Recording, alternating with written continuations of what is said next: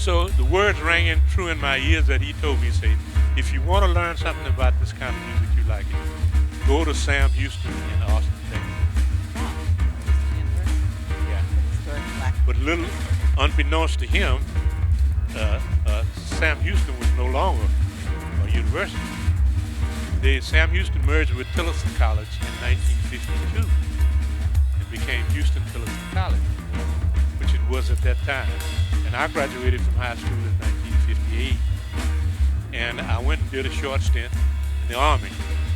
I had to correct them that they had on the internet that I graduated from HT in 59. No, I graduated in 50, in 60, 61.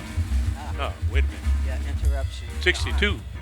They said I finished in 61, but I finished in, no, they said I finished in 63. I finished in 62. But at any rate, I was hell-bent on coming to Austin, Texas. Learn something about the style of music I wanted to play.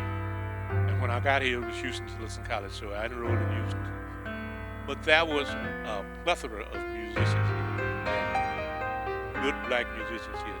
Matter of fact, Dewey Redman's daddy was the band director in Bastrop when I got here. There were a lot of musicians here from Dallas going to school at Tillerson. And I fell right in with them because I didn't know a thing about music. But I learned swiftly, and and to this day, I've never had a piano lesson. Really? Not a private lesson? Oh, not a private lesson. Not private lesson. So I learned from my parents, learned from everybody in my family, just by watching and learning. So when I came to Austin, there were a lot of musicians here, so I learned from them. I fell right in with the crowd. And there was a lot of music here in East Austin. Every little nook and cranny, there was some kind of club that had some music in it. And usually it was basically blues or it was jazz. There were a lot of jazz musicians here at the time. Bobby Bradford. That's the reason Carmen Bradford. That's Carmen's daddy, yeah. Yeah, Carmen came here because her daddy was going to school. Matter of fact, he was my roommate for a while. Yeah, and I never will forget when Arnett called him and asked him to come join his group. Bobby asked me, should I go, man? I said, man, yes. Well, what are you thinking about? Go do that. So it was a very rewarding experience for me to be able to come here and fall right in with the musicians here in Austin. There were a lot of clubs, black clubs in Austin. Did you know the entire, from Congress down to, which is now I-35, the all-black club? 6th Street? Yeah. Wow. You had heard that, right? But soon after I got here, it had become integrated with clubs. They moved the black people out. When I came to Austin, there was no such thing as I-35. It was East Avenue. Yes. So, but I fell right in with the guys, and the way we learned was not from music that they was teaching us at Houston Tillerson, because the director of music wouldn't let us play jazz on I campus. heard about boys not letting you. That they turned you to G. Williams. We would be trying to play music, jazz music in the music building, and he would run us out of there. Get out of here with that noise. But he wouldn't let us play. So, but there was a club up on the 12th Street and Pecan called the Flamingo Club, which was run by a man by the name of Willie Jones. We called him Dad. It was his nickname, Dad Jones. And he would allow Wednesday night to be college night, college jazz musicians. And we would go up there every Wednesday night and have a jam session. And he would have jam sessions on Sunday. This went on for years. And this was a way for us to have an outlet, learn some of the things that we learned about jazz music, which we learned by rote, because they were not listening to other records. Yeah, I wrote by listening to other records. That's where we learned. We put a stack of records on our arm and go to somebody's house, play the records and say, hey man, what kind of chord was that he was playing there? What was he doing there? What was it? And we dissected like that. And that's the way I learned how to play music here in Austin. And there were a lot of clubs that promoted jazz in East Austin. Not so much the rest of Austin, but in East Austin there were a lot of clubs. And so we did have a chance to at least play, and play something we learned. one thing comes to mind at Dad Jones' Flamingo Club. I remember Stella by Starlight was a very popular tune.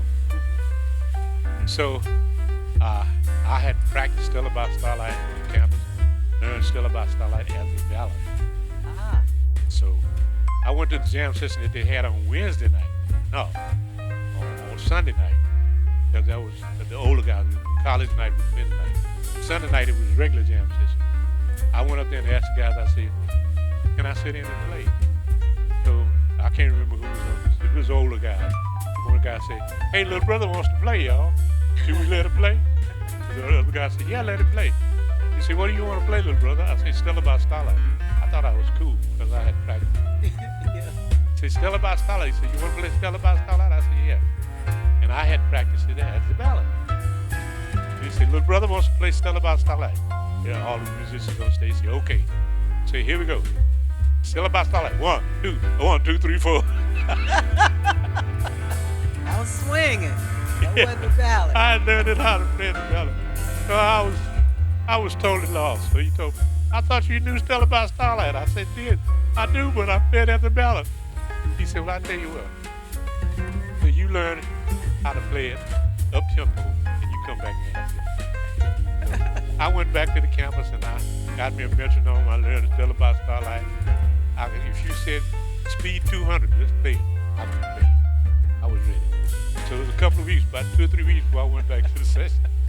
So I went back to the jam session and asked the guy, I said, can I sit in? He said, yeah, you can sit in. What do you want to play? He said, you want to play Stella by Starlight?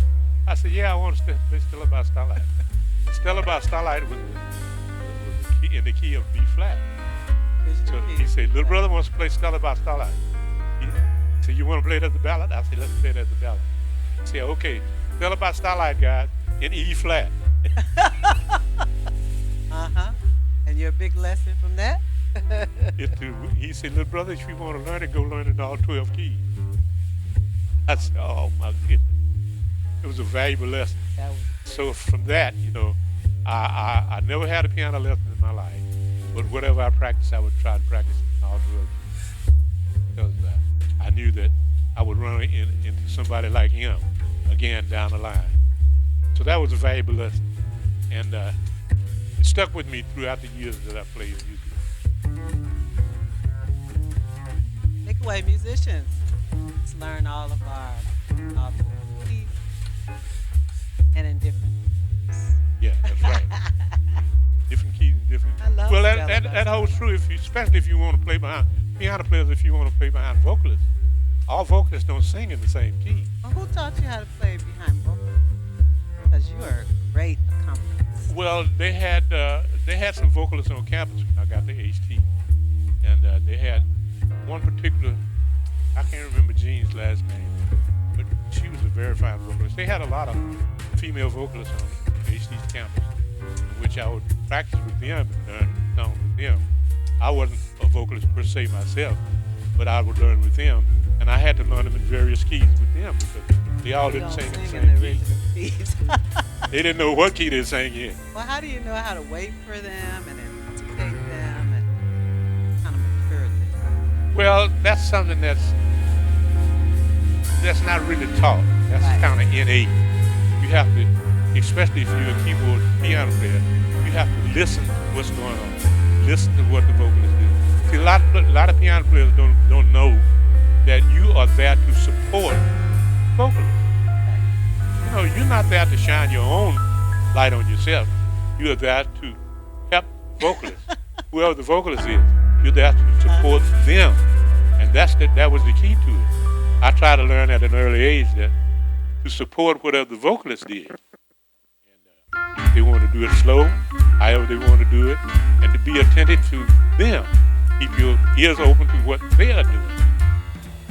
Well, I've noticed with me and with some other vocalists, you pushed us beyond our capability and putting us on the spot. I remember one time, it happened to me a lot, but Karma Stewart was singing at a Women in Jazz one day, the younger Karma Stewart, and she was singing All of Me, and she was doing her ending and doing her tag. She said, why not take all of, and you went, so she had to go, me, Why not take off? One more. So how do you know we're gonna follow you when you Well, push us that? It's like do something different. You get out of your comfort zone, and really, that's how that's you something learn. that it's also up to pianist or the keyboard player push the vocal Uh-huh. to help them because nine out of 10 of them would like to take the easy way out. Yeah. So you have to push them. You can do it. You can do it a little further. You can do this a little bit different. You know. Yeah. So, Good. so I learned that. So how has Austin? We talked about how Austin has taught you. What do you think you've left to Austin? What is I left? The greatest influence you think you've left to Austin music scene? The Austin music is that I'm not really aware of it, but they tell me that I've influenced a lot of musicians. Oh yes, you And have. that's a legacy that I would like to leave. And the other legacy is that I've always been honest about the music. To me, music brings out the honesty in a person. Music is honest. Yes. It's not something that's just made up out of the clear blue, even though you create lines and musical lines.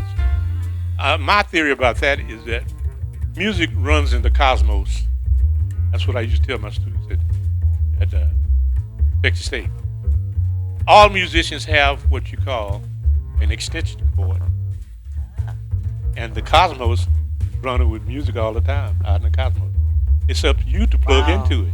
Oh, you got to plug into it. Well, think about that now. You Not can have somebody unplugged. to write a piece of music on this end of the United States Uh-huh. and somebody write it on the other end of the United States. They don't even know each other, but that song sounds alike.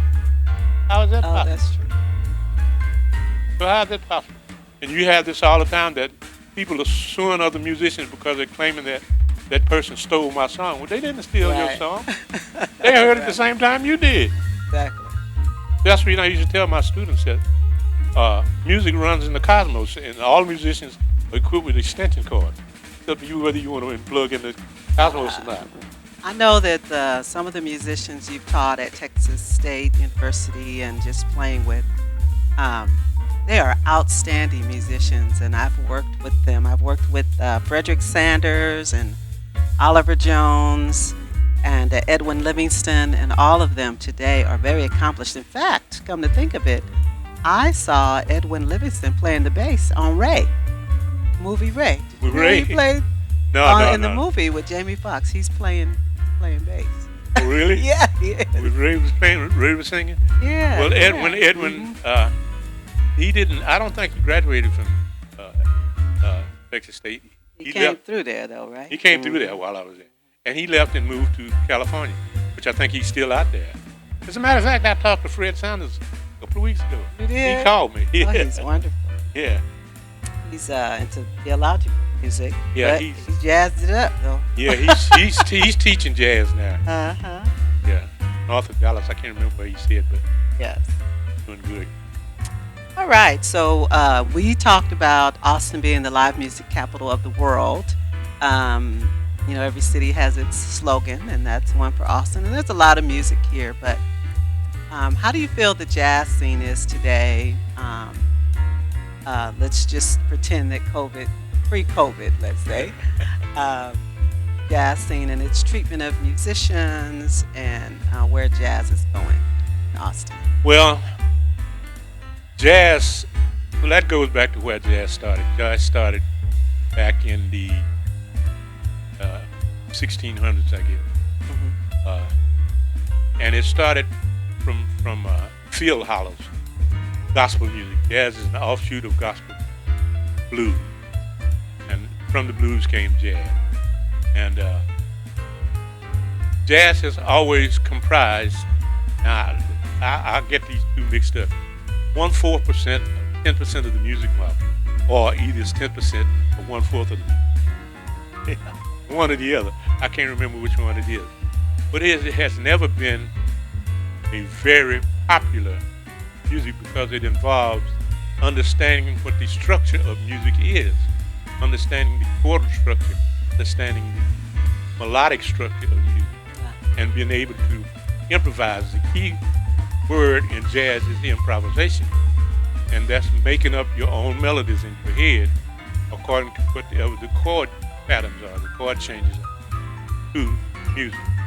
And jazz musicians have been able to do that since day one, because in the early stages of jazz musicians weren't taught. Right. Basically, jazz was created by black people. And black people couldn't go to school. They wouldn't let you go to school. That's right. So they learned that on their own. And they learned how to improvise over what the chord structure was. And don't ask me how they did it, because I did it too. Innately. Initially, I did it. But then that was the beginnings of jazz. And it became very popular in the early 1900s and 1920s, 1930s, when we had the era of the big bands. Big bands, they had big bands. So that's how jazz got started. And it primarily got started by black people. Don't care what nobody else tells you, that's how it started. Yes. All right. And what about the, say it's December of 2019. What is the Austin jazz scene like? December 2019. 2020. 2020? Is it December? No, 2019. Yeah. 2019. Last December. Okay, this past December. Okay. This past December, the jazz scene, are you talking about the jazz scene in Yes. Austin, Texas? Scene. Well, to me, that's only somebody I have reference what was going on in 2019. A lot of the jazz clubs per se had closed down, especially the clubs in East Austin. Jazz clubs in East Austin had closed down. There were a few clubs in Austin on the west side of town that were still open. Chris Kimura had opened Parker's Yes. jazz scene. I think Sullivan's had closed down. Yes, that was close. And there was a club up the street from Sullivan. I can't remember. A couple of jazz clubs. That was some. Well, most of the. I'll put it this way. Most of the jazz clubs in Austin had closed down. There were just only a few. They had the gallery, which is above Continental Club, still going on, and the coronavirus closed it down. The Elephant Room. The Elephant Room opened in 1988 or 89. 89, I believe it was. And excuse me, coronavirus closed it down, as it has done most clubs. So jazz musicians are struggling right now at this point in time because of the coronavirus. I did a thing with Colin Shook, Yeah. With the Austin Jazz Society. Austin Jazz Society, Yes, they have that. a couple of weeks ago. That was the first time I played since February. Oh, So jazz musicians are catching the negative brunt of what's going on, as Yes, most they- people are. yes. And I know the Austin Jazz Society has a fund for them. What is that fund called that Austin Jazz Society has kept? I can't think of it. Well, I thought that's what it was. Yeah, it's I forgot the name of it. But anyway, when you donate to the Austin Jazz Society, they are helping musicians kind of survive this time by giving them some funds. So that's one thing. And we are hiring as many as we can with Women in Jazz on Sundays to keep them going. And we appreciate the Texas Music Office for giving us musicians today this opportunity.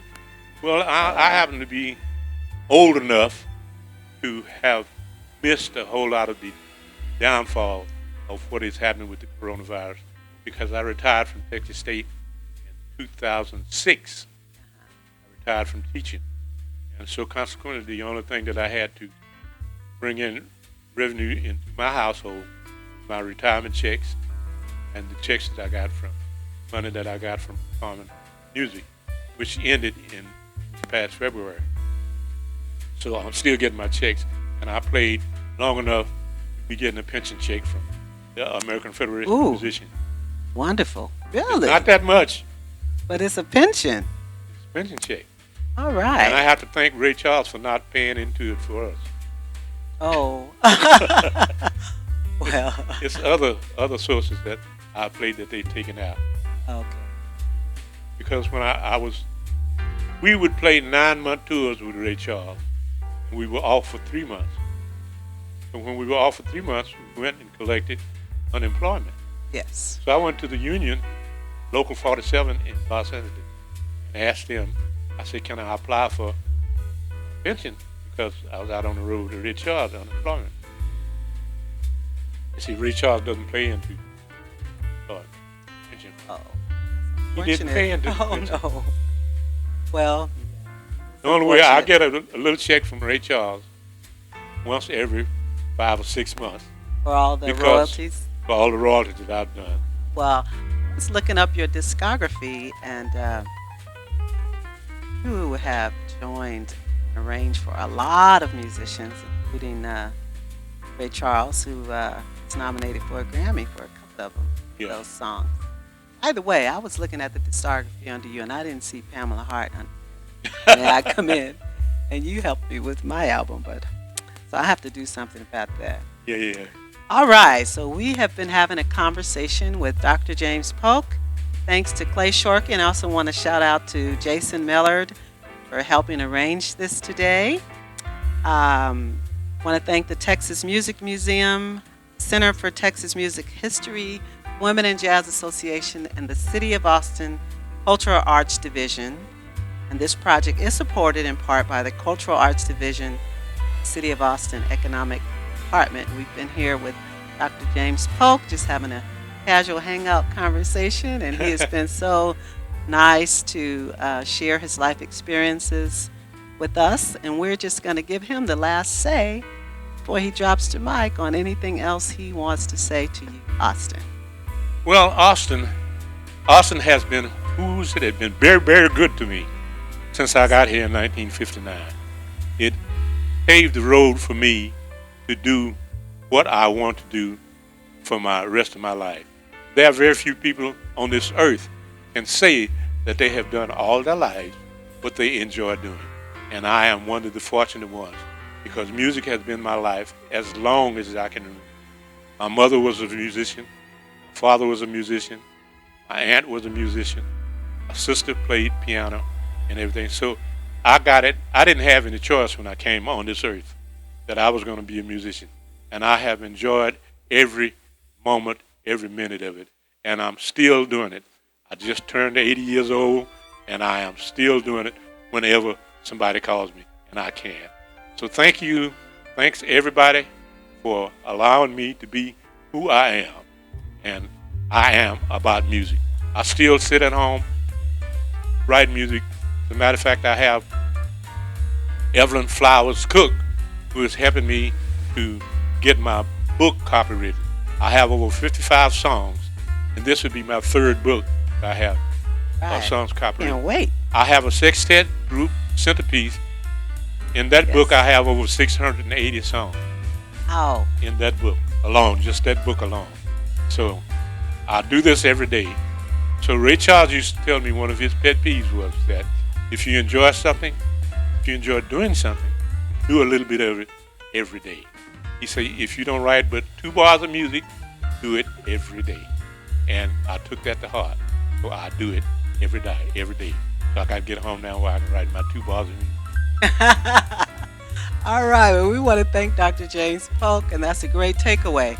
And the last takeaway is a quote that you all should remember from James Polk about music.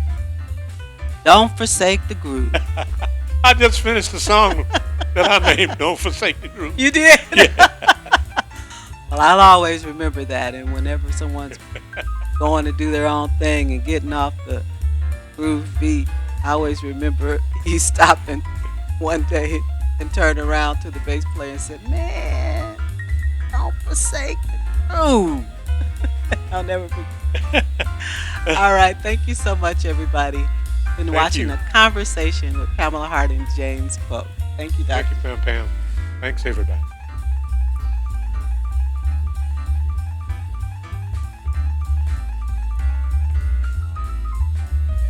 That it?